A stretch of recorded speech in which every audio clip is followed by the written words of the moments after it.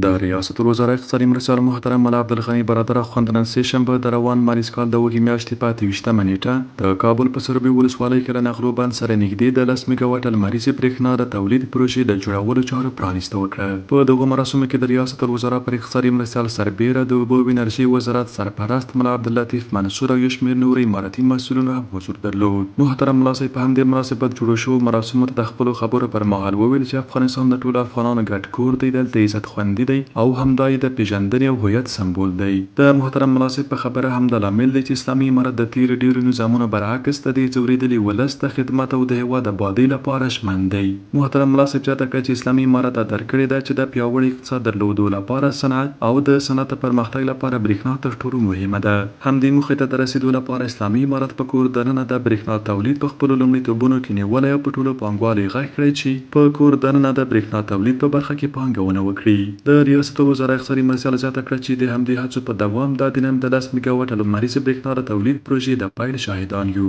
د برېښنا د تولید په برخه کې به د افغانستان اړتیا ته په کتو دا پروژه کوچنۍ ښکاري، خو ماته خودکفایۍ ته د رسیدو په برخه کې ډیره مهمه او ارزښتناکه ده. د دې ښکارندویي کوي چې موږ خودکفایۍ ته د رسیدو په برخه کې 10 میګاواټه د نورو له احتیاجه خلاص شو. د غونډې په پای کې محترم ملا صاحب وویل اسلامي امارت د برېښنا اهمیت ته په کتو وپتېیله چې د ترکمنستان څخه د راتلونکي 1500 کیلو وټ لاین پروژې د چارو بشپړولو قرارداد د یو کال په بدل کې افغان انویسټ شرکت ته ورکړي چې په دې سره به افغانستان ته د سلګونو میګاواټه برېښنا د انتقال زمینه برابره او په کلني ډول به 200 میلیونه ډالر سپما شي. محترم ملا صاحب یو ځل بیا پر کورنیو بهرنیو پانګوالو غږ وکړ چې د افغانستان په بیا رغونه کې برخه واخلي او دلته له رامنځته شویو اقتصادي فرصتونو څخه استفاده وکړي. د 10 میګاواټ لمریزې برېښنا د تولید دغه پروژه د اسلامي امارت په ملاتړ د خصوصي سکتور له لوري د یو کال په موده کې بشپړېږي چې شاوخوا 900 میلیونه افغانۍ پانګونه پرې کېږي.